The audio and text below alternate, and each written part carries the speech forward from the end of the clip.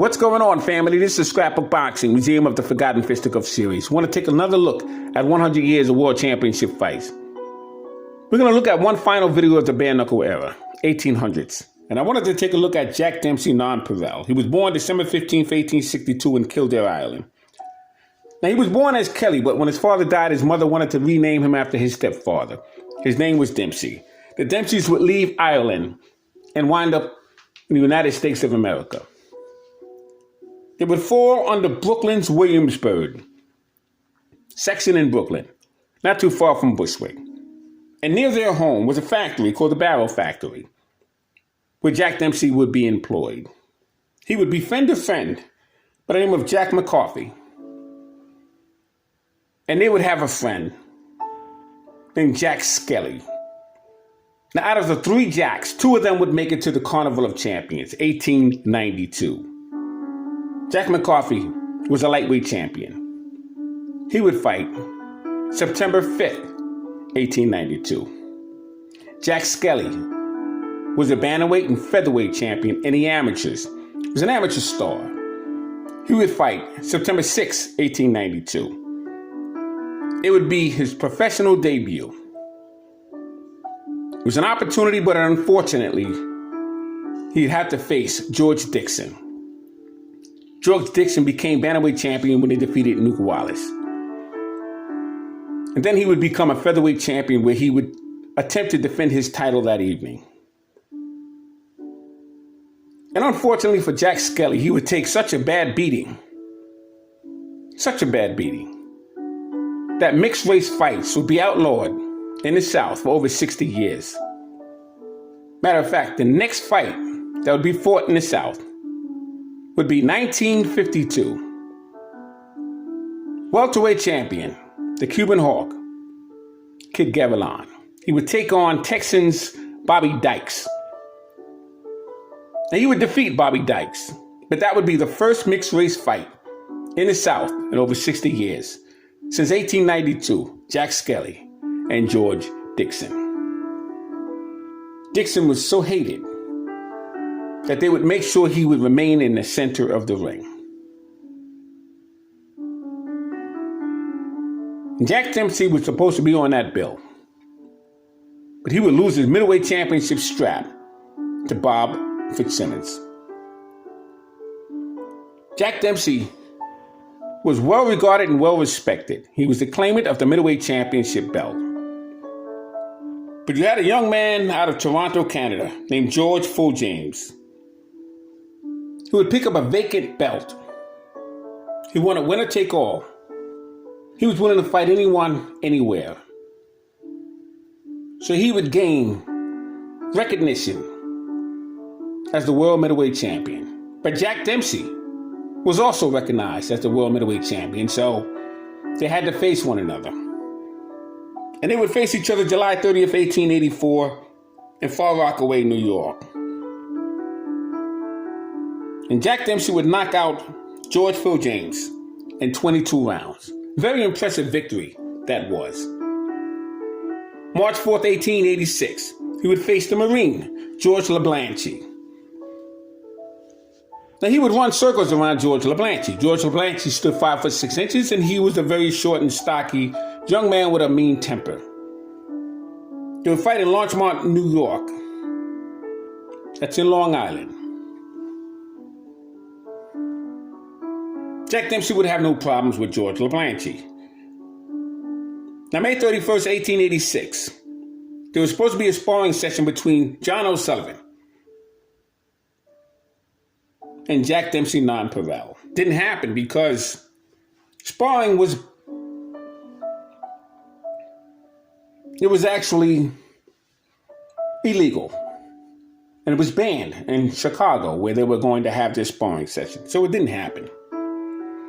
December 13th, 1887. Very interesting fight between Johnny Reagan. These two men would face each other on a barge, floating barge. And the issue was when he got on the barge, it was at a tilt. And the four stakes were visible. Two of them were completely visible and two of them were partially visible. Why? Because the partially visible stakes were underwater. The only way they would be able to get that fight off, they had to disconnect the floating barge from the docks. And as these men were fighting, the floating barge would be sailing away in the bay. And they would run into a snowbank where the snow would fall into the ring. And it would be very slippery and they couldn't continue, so they would send out a boat to bring back the barge. There was a very interesting fight between Johnny Reagan and Jack Dempsey. 1889. Another very interesting fight. A former fighter, or opponent I should say, of Jack Dempsey, George LeBlanc, would administer a very awkward windmill punch. And it would cause Jack Dempsey to be backhand and smashed with an elbow. And he'd be knocked out cold. And it would be described as the pelvic punch.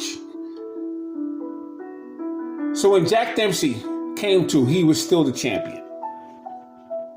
Because George LeBlanc would be disqualified. It'd be an illegal punch called the pelvic punch. Jack Dempsey wanted another shot at George LeBlanc. That would have been a third fight, but George LeBlanc refused. So Jack Dempsey would have to face Bob Fitzsimmons. Bob Fitzsimmons was a blacksmith, very strong, powerful man, wide shoulders, slim legs, and he used to spar with Bob Armstrong, who would become the colored heavyweight champion when he would pick up the vacant colored heavyweight championship belt left over by the Black Prince, Peter Jackson.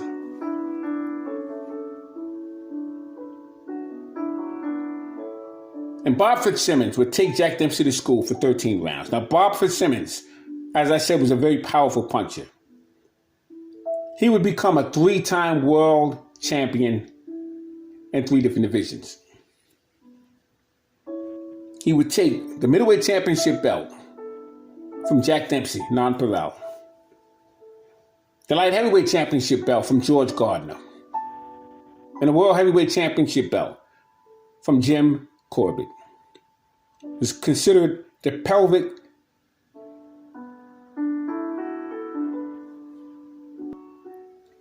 and the solar plexus punch. Carson City, Nevada. Bob Fitzsimmons would be the brand new heavyweight champion of the world.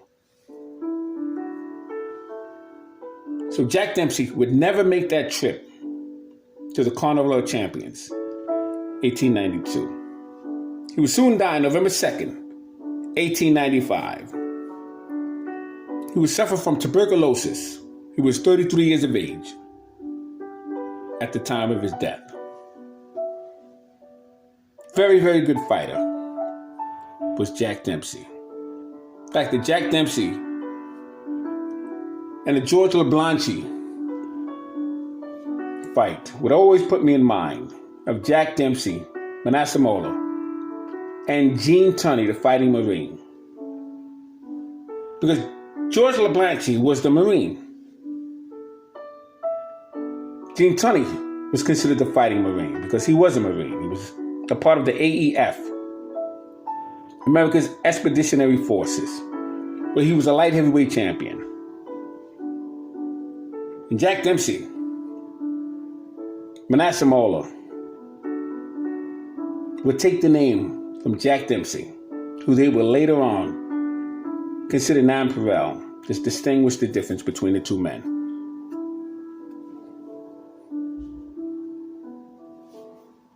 Amazing fighter was Jack Dempsey.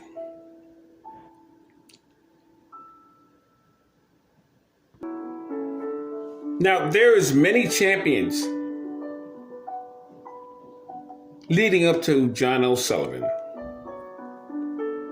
You had the American bare knuckle champion, the international bare knuckle champions.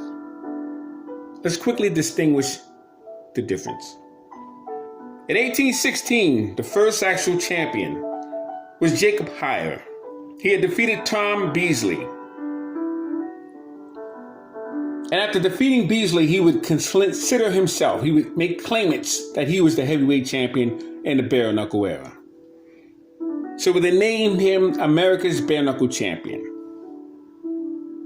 But he wouldn't defend that title, and he would vacate it for 25 years. 1941, Jacob Heyer's son, Tom Heyer, would stake claim to the championship belt. He was 205 pounds, stood 6 foot 2.5 inches, and he was 22 years of age young.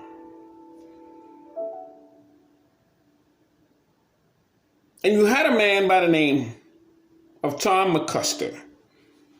He was heckling and calling out Tom Heyer, stating that he wasn't the real champion and he could defeat him any day of the week. Well,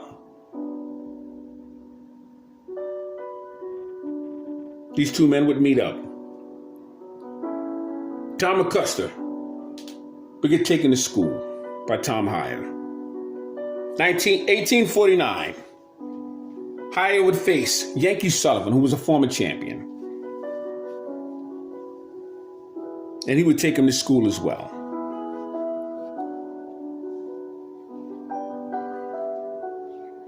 And it got to a point where Heyer didn't have any competition. So he vacated the belt. And in 1852, John C. Morrissey would claim the America's Bare Knuckle Championship.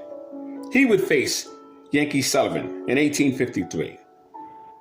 Morrison would fight John T. Heenes, 1858. And this would go on until Tom Allen of England would defeat Bill Davis in 43 rounds, 1869. And Mike McCoolers didn't consider Tom Allen a champion. So he took him on, called his bluff. In 1869, these two men would meet up.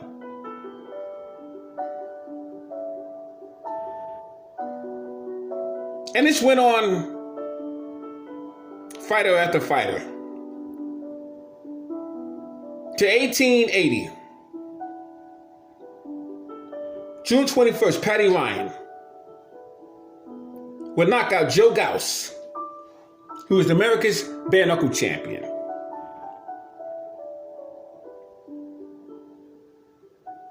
One hour and 24 minutes, 87 rounds of brutal contact.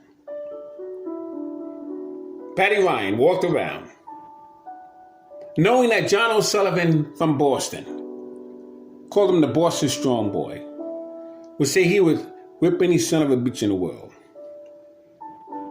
but claim he was champion, because he was. So February 7th, 1882, 9 rounds, savage beating, Mississippi. John O'Sullivan would take Patty Ryan to school. He would find himself fighting under the London prize ring rules. 1892, New Orleans, against Gentleman Jim Corbett. 5-ounce gloves was required, and he'd be stopped in 21 rounds.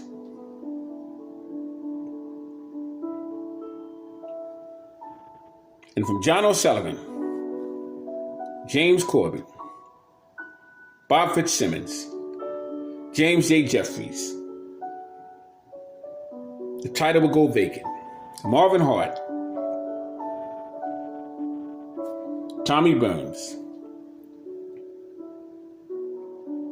Then the first black heavyweight champion in boxing history, Jack Johnson, would earn that crown. We'll learn more about that when we get from 1900 to 1909, from 1910 to 1919. One last thing I want to go over with you. The heavyweight championship, the title claimants of England, 1719, to Jim Mace around 1885. Jim Figgs was considered the first England heavyweight champion, 1719 to 1730. In 1730, you would have Tom Pipes and Bill Greetings. But then in 1734, you would have George Taylor, very good fighter. 1740, John Brockton. Now, 1743, John Brockton would create the 7 steps to the John Brockton rules of 1743 because he killed a man. And he wanted to create a set of rules that would hopefully one day prevent this from happening again. And the London prize ring rules would begin in 1838. It would be revised in 1853. Then with John Graham Chambers. And then you would wind up having the Marquess of Queensberry rules.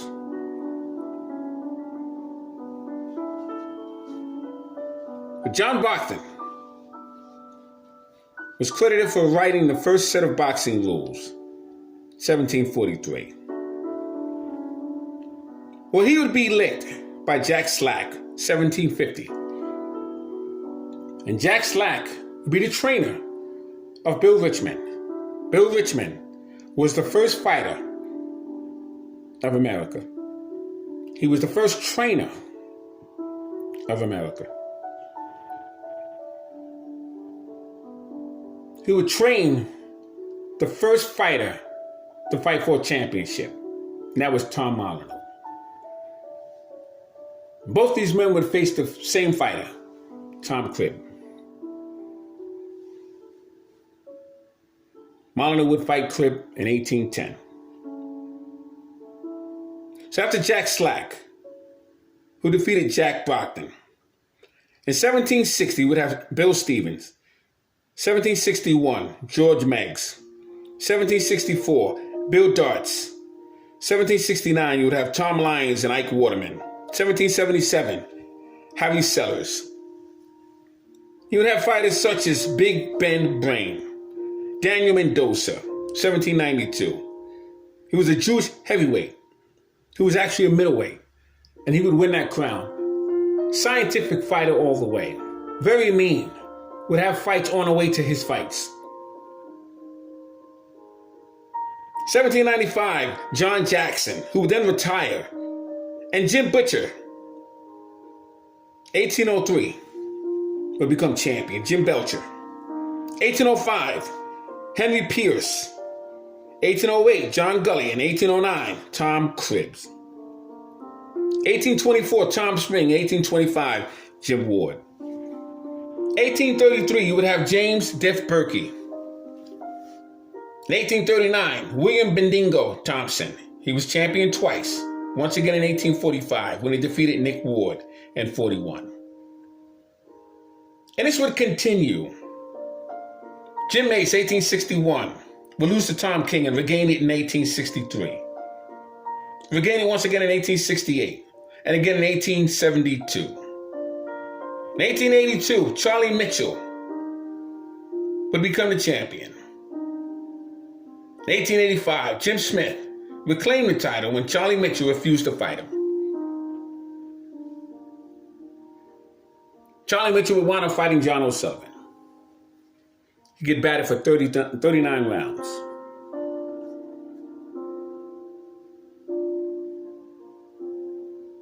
In 1882, Joe Gauss would be in the ring with Patty Ryan. 87 rounds. And Ryan would become champion. John O'Sullivan would defeat him.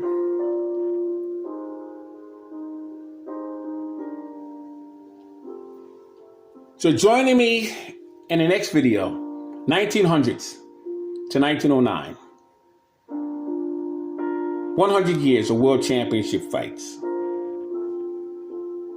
Scrapbook Boxing. Museum of the Forgotten Fisticuffs series. All great fights and all great fighters.